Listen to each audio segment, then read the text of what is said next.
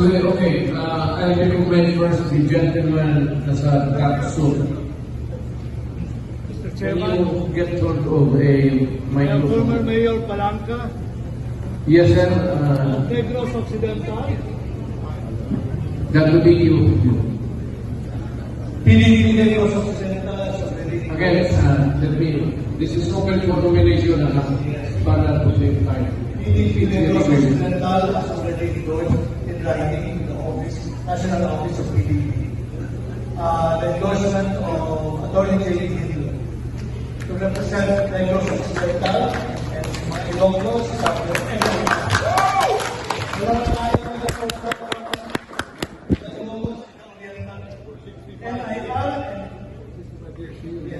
Your candidate, Ay! Oo. Naunahan mo lang ako, sir. Thank you! Yes, sir, my candidate. Alam mo kung yung mga lalaki na kasilingin na kapatid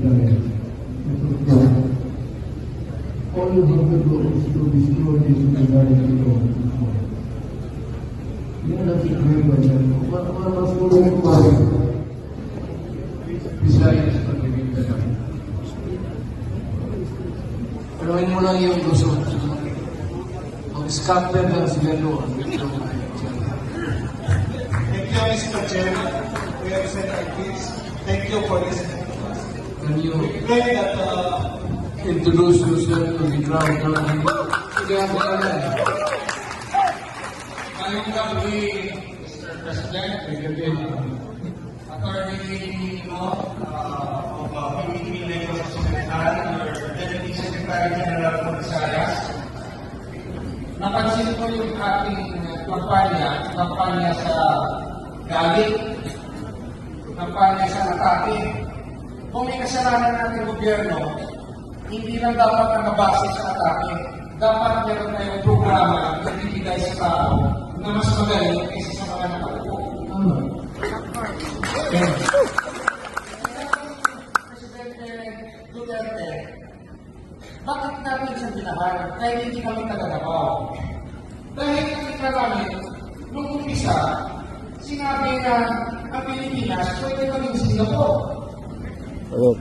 Dahil sabi, susundin natin ang federalismo. Nag-ikot kami. Naniwala kami sa kay Mayor Duterte. Hindi kami tinala. Yung nakakalaban ng kay Mayor Duterte, may sinulong siya na club dahil pinaglaban niya ang isang Pilipina na papatayin ng isang gobyerno. Hindi ko alam yun. Yung tatay yun, pinala yun. Pero nakita ko sa TV, may matapang na Mayor ng Mindanao. Nung first Mindanao sa amin, late ako dumating. Sabi ni Mayor Mayor, pinagsabihan na yung lahat na huwag sabihin na tumakbo ka. Inalate ako hindi ko alam.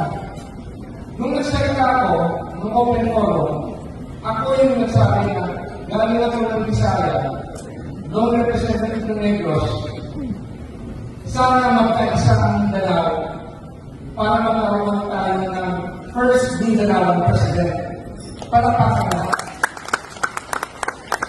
Hindi na mga taga-Negros ng mga Ilonggo, kuha ko sila sa senador. 65 years, wala tayong senador.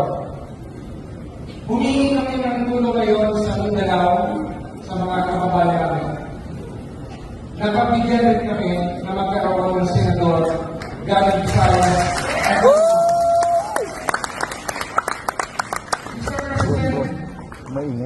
Nakalimutan natin ang una natin pinaglaban. Labanan ang korupsyon. Naging commissioner mo ako sa PDCC. Nandiyan si Chairman Guerrero at Chairman Guerrero. Alam namin yung naging problema sa korupsyon. Kahit kagaling ng Guerrero, wala tayong ebidensya kasi mahirap ang witness. Let us amend the Data Privacy Act and Bank Secrecy Law na kung government official ka, open mo, bakit ka matatapos kung wala kang tinatago? Pangalawa, sinabi mo nung isa, labanan natin ang kahirapan, poverty. Puro Yung problema ng Pilipinas, kulang tayo sa trabaho. We have to generate jobs. How do we do that? We industrialize. We have to manufacture our own weapons, our own cars, our own airplanes. How do we do that? Madaling sabihin na gumawa ng factory.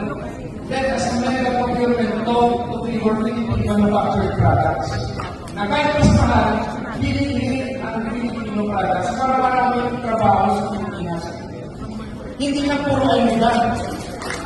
Gusto nyo ba ayudan ng ayudan? Kailangan natin ng trabaho. Gawa natin ng paraan. Ang pangalawang paraan para mapadami ng trabaho, yung tinatawag ng state managed farming. Ano po yung state managed farming? Yung mga nakatiwang lupain na pagmamayari ng gobyerno, bakit hindi natin ipamagit sa gobyerno para maraming trabaho? Maraming farmers, yung pinakamahirap na sektor ng Pilipinas, farmers. Ang panghuli, Mr. President, anong kailangan natin reforma sa edukasyon? Let us introduce a subject from grade 1 up to college. Philippine Education and Ethics Studies. Each year, ibang topic, love of family, love of community, dangers of illegal drugs, dangers of criminality, how to pay taxes. We train our youth from grade 1 up to college. Para may pag-asa ang kinabukasan. Pang-long term yan sa kabataan. Fight against corruption, para hindi natin ang trabaho at edukasyon. At isa pa, Mr. President, kung pakinggan ang boses ng Tagalinos sa Marilongo, magiging inspired kami para yung susunod na Pangulo manggagaling sa PDP para nag-ibigay. Salamat.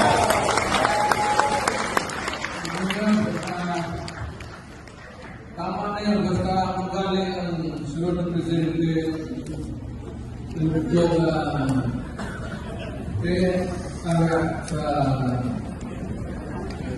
wala, ako sa tinulong Mr. President, matalong dating presidential ball. Nandyan si Senator Bongo. kaya Nandyan si Robin Hood Padilla. Nandyan si Pastor Duterte. At pagsumama na yung anak niya si Inday Sara. Presidente ko. Hindi talaga ang isa eh.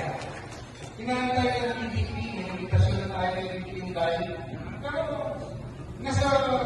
mas yung sinasabi, gusto natin na yung susunod na presidente magbaling sa PDP. okay, nagpa-lead mo ay Dr. Rao. Tama na yung isang presidente sa isang pamilya. Give it also to the others. Alam ko na hindi naman kita inaano. Alam ko ng malakas presidente ako. And ayan, pamilya ko, tayo lahat may following. Kung sabihin mo lang na ibang kailan personality sa Borek, huwag na muna siguro let us